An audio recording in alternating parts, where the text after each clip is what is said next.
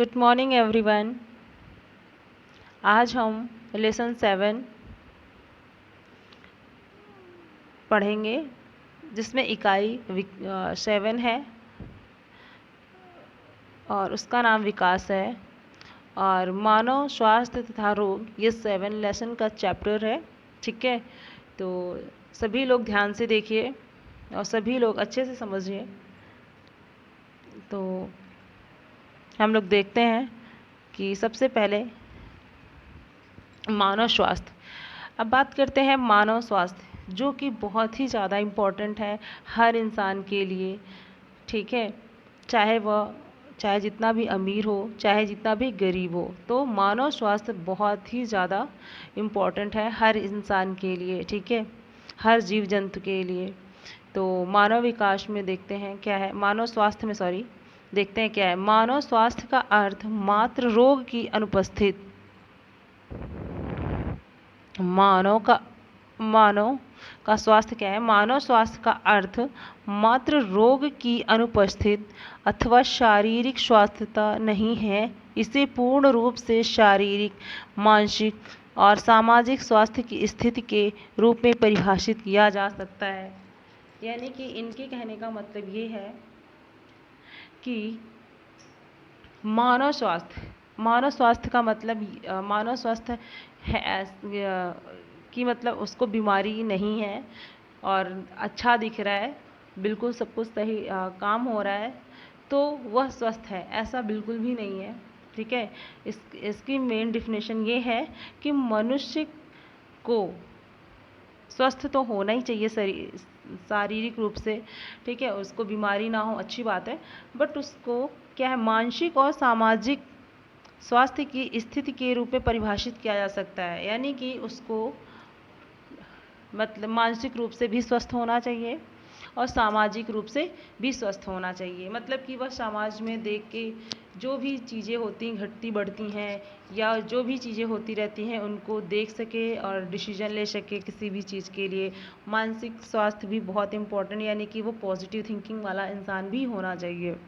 तो इसकी definition simple सी है, आप सभी को याद हो जाएगी, बस आप ध्यान से पढ़िए, आपको ऐसे ही लर्न हो जाएगी। देखिए क्या है, स्वास्थ्य का अर्थ मात्र रोग की अनुपस्थित, यानी कि रोग शरीर में नहीं है, अथवा शारीरिक स्वस्थता नहीं है। ठीक है, अगर शरीर स्वस्थ नहीं, इसे पूर्ण रूप से शारीरिक, मानसिक, सामाजिक स्वास्थ्य की स्थिति के रूप में भी परिभाषित किया जा सकता है। आपको समझ में आया?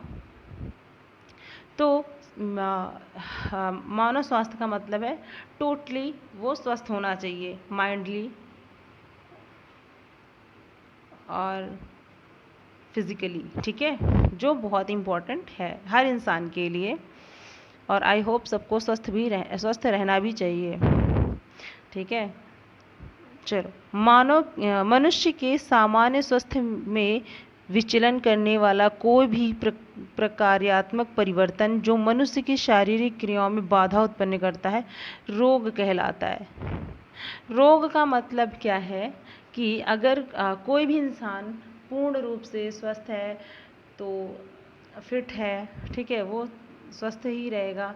अगर कोई भी इंसान स्वस्थ है और फिर वो काम नहीं कर पा रहा है, उसके अंदर से प्रॉब्लम है, यानी वह बीमार है, और जो हम कार्य नहीं कर पा रहे हैं, यानी कि कार्य करने में बाधा डालता है, उसे ही हम रोग कहते हैं। ठीक है, जो मतलब नॉर्मली काम हम नहीं कर पाते हैं तो उसे हम रोग कहते हैं। मनुष्य के सामान्य स्वास्थ्य में विचलन करने वाला कोई भी प्रकार्यात्मक परिवर्तन जो मनुष्य की शारीरिक क्रियाओं में बाधा उत्पन्न करता है, रोग कहलाता है। ठीक है, आगे देखते हैं क्या है। मानव रोगों को मुख्यतः 2 समूहों में विभाजित किया गया है। मानव रोगों को मुख्यतः 2 समूहों में विभाजित किया गया, एक जन्मजात है, एक उपार्जित रोग है।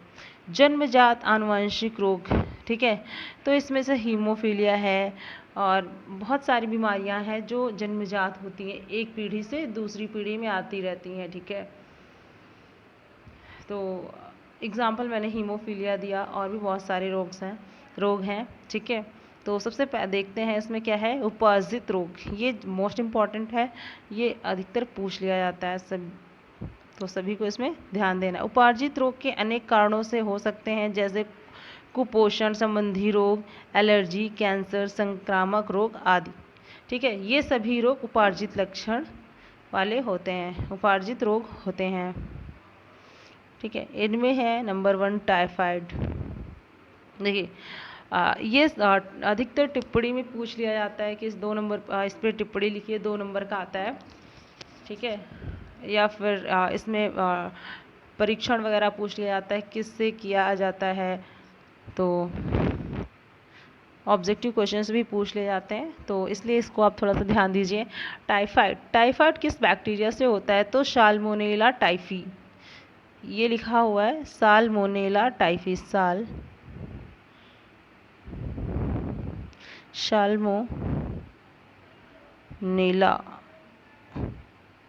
Salmonella typhi. ठीक है, जीवाणु के द्वारा होता है और इसका टेस्ट विडाल परीक्षण से किया जाता है। अगर किसी को टाइफाइड हो गया है, ठीक है, तो वो किस बैक्टीरिया से होगा, साल्मोनेला टाइफी। और इसका टेस्ट किससे किया जाता है, तो पता चल जाता है कि हाँ भाई तुम्हें टाइफाइड है, तो विडॉल टेस्ट है, विडॉल टेस्ट। ये मत भूलना प्लीज़, बहुत ही ज़्यादा इम्पॉर्टेंट है। ठीक है, चलिए नेक्स्ट अगला है न्यूमोनिया स्ट्रेप्टोकोकस न्यूमोनी जीवाणु द्वारा होता है। इसमें बस नाम पूछ लेते हैं किस बैक्टीरिया द्वारा होता है। नॉर्मली ये ऑब्जेक्टिव क्वेश्चंस में बनते हैं, बट फिर भी आपको अगर याद करना चाहते हैं तो अच्छी बात है, याद कर लीजिए। नेक्स्ट है बैक्टीरिया के नाम ही याद करने। सामान्य जुकाम नासा विषाणु यानी राइनो वायरस से होता है, जो हम लोग को नॉर्मली जुकाम हो जाता है।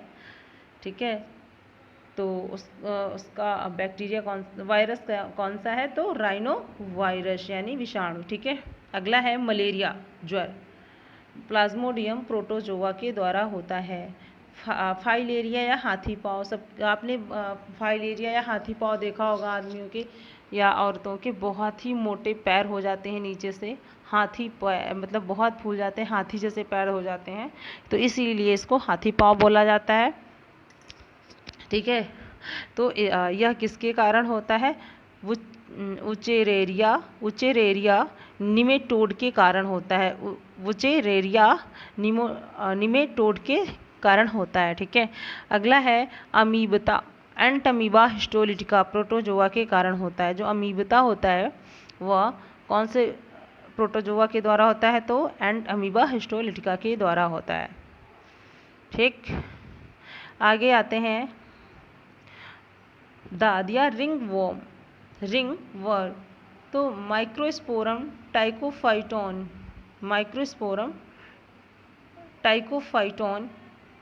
एपिड मार्फोटाइन आदि कवक के कारण होते हैं। इसमें 2-3 कवक होते हैं, पहला तो है माइक्रोपोरम टाइकोफोटोन, दूसरा है एपिड मार्फोफाइटोन आदि कवक के कारण होता है। ठीक है, ये कवक के द्वारा होता है, फंगस होता है, फंगस।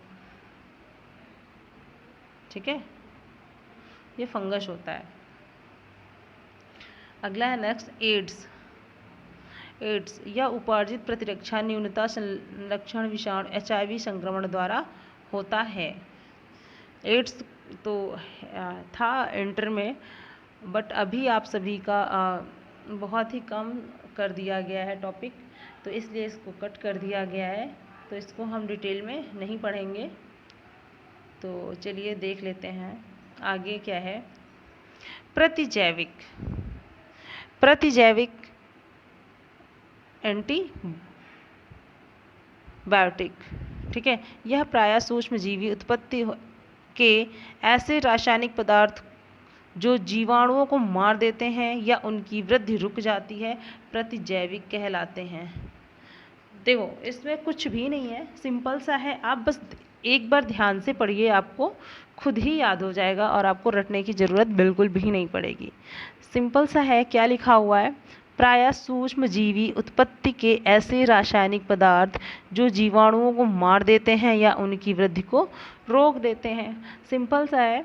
तो इनका मतलब क्या है, जो सूक्ष्मजीवी उत्पत्ति के यानी कि कुछ ऐसे रासायनिक पदार्थ होते हैं जो बहुत ही सूक्ष्म होते हैं और जो जीवाणुओं को मार देते हैं या उनकी वृद्धि रुक जाती है, उसे ही हम प्रतिजैविक कहते हैं। ठीक, आगे देखते हैं मलेरिया। यह प्रोटोजोआ परजीवी प्लाज्मोडियम के कारण होता है। ये बहुत ही मोस्ट इम्पॉर्टेंट है, आप इसको नोट कर लीजिए। यह प्रोटोजोआ परजीवी, मलेरिया का अगर पूछ लिया जाए, मलेरिया का प्रोटोजोआ परजीवी कौन सा होता है, तो प्लाज्मोडियम, ठीक है, के कारण होता है। परजीवी प्लाज्मोडियम के कारण होता है। संक्रमित मादा एनाफ्लीज मच्छर,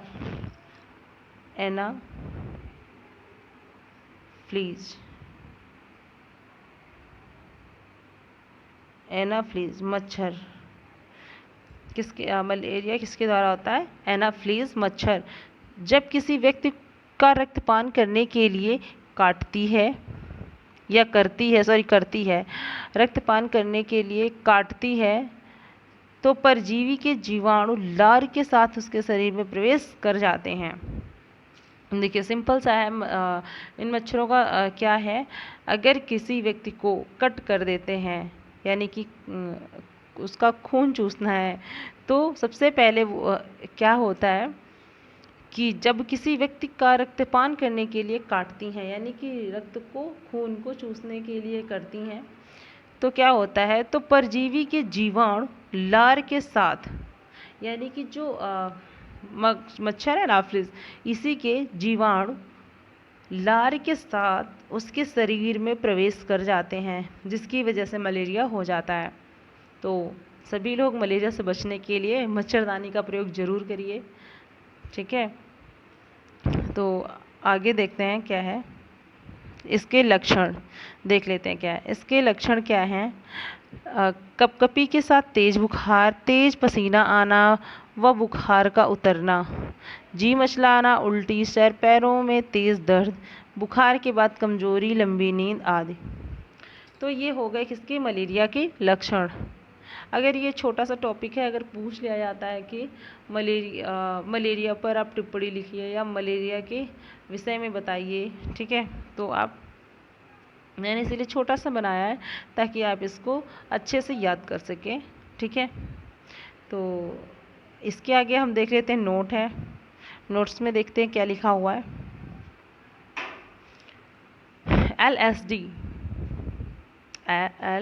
LSD इसका फुल फॉर्म होता है लाइजोजिक एसिड डाइएथिल एमाइड्स। ठीक है, तो यह अवसाद यानी डिप्रेशन या अनिद्रा, जिसको बहुत ही टेंशन हो रही होती है, या अनिद्रा यानी कि नींद नहीं आ रही होती, बहुत ही टेंशन हो रही होती है, तो बहुत सारे लोग इसको ले लेते हैं। तो ठीक है, इसमें आजकल कुछ खिलाड़ी कैनोबिनाइड्स का प्रयोग करते हैं। बहुत सारे ऐसे लोग होते हैं जिनको काम का बहुत ज़्यादा डिप्रेशन होता है। ठीक है, तो इन सब चीज़ों का, नशीले पदार्थों का ये लोग सेवन करते हैं, और ताकि ये लोग अच्छे से सो सकें और डिप्रेशन थोड़ा सा कम हो सके, जो कि बहुत ही हानिकारक होता है। ये सारी चीज़ें नहीं लेनी चाहिए क्योंकि हमारे स्वास्थ्य के लिए बहुत ही ज़्यादा हानिकारक है। बट जो इसका सेवन करता है लास्ट में उसी को प्रॉब्लम्स होती हैं। और चलिए सब लोग, आज ये चैप्टर यहीं पे ख़त्म होता है, क्योंकि हमने छोटा छोटा टॉपिक इसलिए बनाया है कि आपका चैप्टर जल्दी से जल्दी ख़त्म हो सके और आप अच्छे से तैयारी कर सकें। इसके बाद मैं 12th क्लास ख़त्म करने के बाद मैं आप सभी को अनसॉल्व पेपर करवाने की कोशिश करूँगी और इसके ऑब्जेक्टिव वगैरह भी करूँगी, ताकि आपके एग्ज़ाम्स में अच्छे से अच्छे नंबर आ सकें। ठीक है, सभी लोग 90+ लाने की कोशिश करिए, ताकि आपके एग्ज़ाम्स में सबसे अच्छे मार्क्स आ सकें। और जो चीज़ें आपको समझ में नहीं आती हैं, प्लीज़ आप हमें ज़रूर बताइए। हम नेक्स्ट वीडियो में मिलते हैं। Thank you.